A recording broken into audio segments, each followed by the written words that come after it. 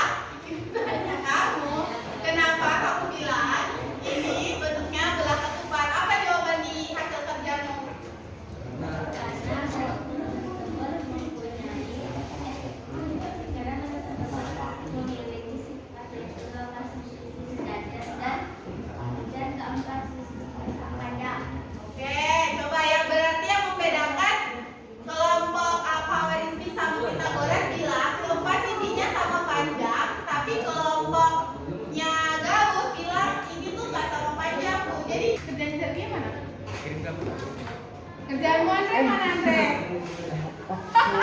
Kalau kamu nggak pernah lihat sana Andre, lihat sini. Ibu tanya mana kerjaannya Andre? Ini aja. Gambar ini mana?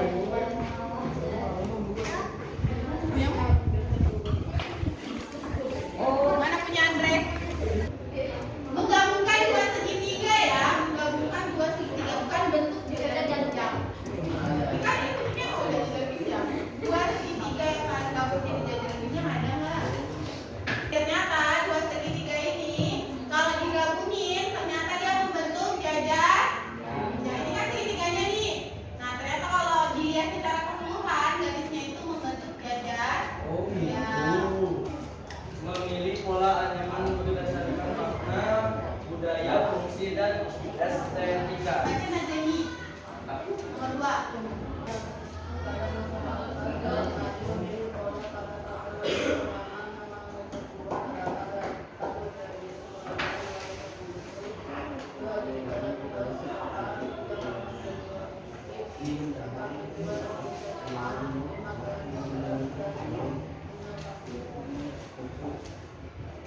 Sama ya kayak kelompoknya kayak tadi ada makna simbolik, keseimbangan bentuk baik dan visual serta keterampilan teknik yang diturunkan turun ke nah ini bagus nih. Jadi mereka itu memilih anyaman itu karena keterampilannya itu cara mereka buatnya itu diwariskan secara turun ke turun.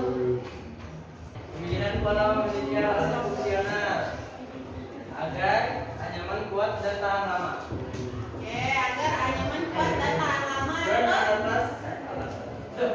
Dan alasan estetis estetis agar tampak tampak indah dan menarik.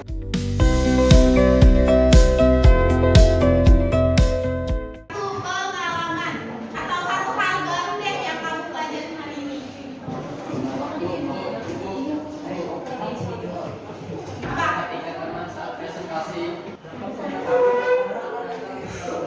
Ya. Kesimpulan pembelajaran kita hari ini, ternyata pelajaran yang kita pelajari itu sebenarnya ada maknanya di dalam budaya masyarakat suku Dayak Melayu. Tadi ternyata segi 4 dan segi 3 itu ada nilai estetisnya, terus ada juga nilai kebudayaannya, kepercayaan mereka. Hari Selasa kita kuis. Silakan belajar tentang segi 4. Ibu minta nama-nama yang ibu sebutkan tadi. Silakan tuliskan di kertas alasan kenapa kalian tidak mengerjakan LKPD yang ibu suruh.